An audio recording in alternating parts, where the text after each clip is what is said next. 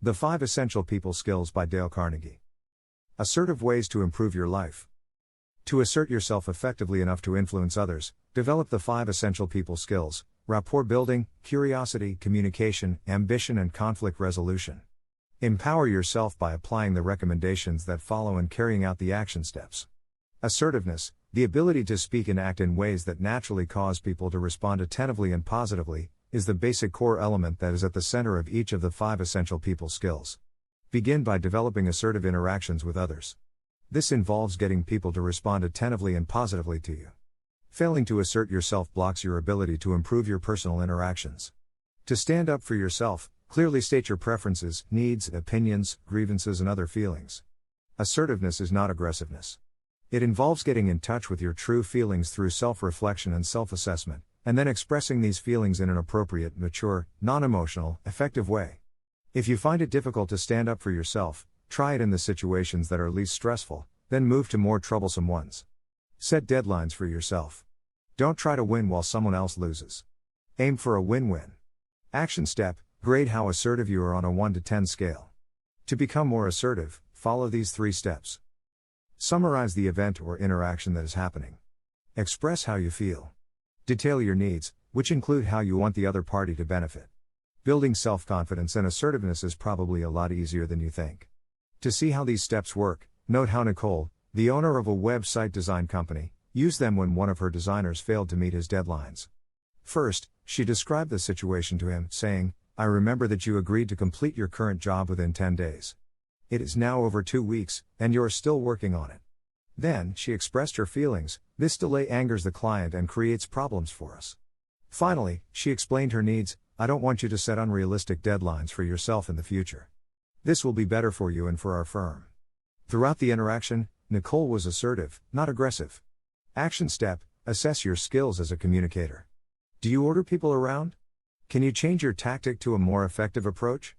The importance of effective people skills is not diminished, and it never will. To assert yourself, which means standing up to aggressive individuals and maintaining your equanimity at all times, you must be able to connect positively.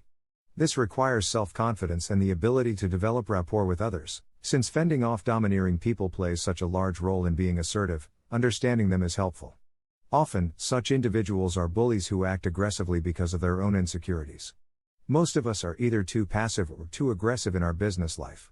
Being non-assertive in response to a bully can connote strength of character. It can show that you don't have to act out against others to make yourself feel good. Yet, you should be able to stand up for yourself when necessary. One way to assert yourself is to have all the facts. Bullies are blowhards who try to control others with bluster. If you have the facts on your side and are willing to state them, often the bully will have no comeback. To use the facts, first prepare yourself to deal with the bully. Anticipate what he or she will say. Know what your rejoinder will be and prepare to ask questions that will enable you to seize the initiative, like, "What is your evidence?" Have faith that these tactics, which are very effective against bullies, will work for you. Skill number 1, rapport building. To develop rapport with strangers, smile and be friendly. Don't volunteer your personal opinions. Ask open-ended questions so that other people get to talk. During discussions, speak clearly, not softly. If you are hesitant, write down what you plan to say in advance. Don't be boastful. Don't yammer away. Silence speaks volumes. Monitor your body language and behavior. Action step: list your major business relationships. How can you make them better? Instead of worrying about what people say of you, why not spend time trying to accomplish something they will admire? Non-assertive people often are shy, but even shy people must assert themselves now and then. This requires learning to deal with certain personalities such as ultra drivers. These people always want to win. To them, life is a zero-sum game. They cannot triumph unless others lose. Such folks often have ego problems. The best way to deal with them is to make them feel valued. Praise will go a long way. Secret agents. These people are just as ambitious as ultra drivers, but less obvious. They often are good at playing office politics. Establish rapport with secret agents by getting them to trust you. Show that you have no hidden agendas. Eager beavers. Often these energetic individuals don't know when to put on the brakes. Be aware of their strengths and limitations, and help them by teaching them to network and to set a realistic pace. Burnouts. These depressed people have lost enthusiasm. Avoid criticizing them and be positive. Try to help them feel hopeful. Any fool can criticize, condemn, and complain, and most fools do. To build rapport with any personality type, have a clear idea of what you want to accomplish. Work toward those specific results. Action step: list the things you could do to become more comfortable with certain individuals and to make them more relaxed with you. Take those steps. Skill number 2, curiosity. If you are not curious, you should be. Seeking knowledge about the world and about the people around you is important. Show others that you are interested in understanding more about them. When you meet people, demonstrate that you find them intriguing. Use assertive curiosity to get them to talk about themselves. Ask questions that will draw them out, such as, what do you like and dislike about the kind of work you're doing? Or what is the history of your family name? Action step: assertive curiosity requires a genuine interest in others and their needs. Each day for a week, focus on a single individual. Try to identify his or her most important needs. The ability to express yourself clearly, powerfully, diplomatically, and tactfully is essential to building rapport in an assertive way. Assertive curiosity is a particularly valuable trait for a manager. Demonstrate your interest in the people who report to you. Hold weekly meetings, perhaps first thing in the morning, to get updated and to show that you care about your team members. When you discuss a task or project, routinely ask, how much time do you need? Get your staffers to create and use time logs so they, and you, will know exactly how long specific jobs take. Assertive curiosity spurs new ideas, so make sure that your organization puts a premium on innovation and creative thinking. Encourage new approaches. Action step: set up weekly meetings with your direct reports. Skill number 3, communication. Being able to speak well is an essential skill, especially for managers. In order to communicate better, apply some proven guidelines to the way you converse with other people. First, always use a person's name. No other word carries the same emotional weight than someone's name. If you make a mistake, say so. That demonstrates honor. Praise people freely, but be specific about their accomplishments. Talk candidly about what matters to you, and what you need your employees to deliver. Encourage your staff members to speak about issues that are on their minds. Listening carefully and effectively is extremely important. Action steps: identify your biggest challenge as a communicator. Do you fail to let others have their say? Are you argumentative or disrespectful? Commit to improving your conversational patterns. Silence can be a great rapport building tool. Just as what you say can help you develop rapport, what you don't say can also be of great importance. Speaking effectively requires planning. Don't open your mouth without first thinking about what you're going to say, and why. Control your conversations so they do not wander aimlessly. Always deal solely in facts. In business, convey your emotions only as they relate to these facts and limit your expressed feelings to a fairly narrow range. Know precisely what you want to achieve from a discussion. Conclude by citing some benefit the other party is receiving. Assertive silence means purposefully choosing to be quiet, listening with full attention and making the decision not to speak unless you know the purpose for doing so. Always expect questions when you conclude your remarks.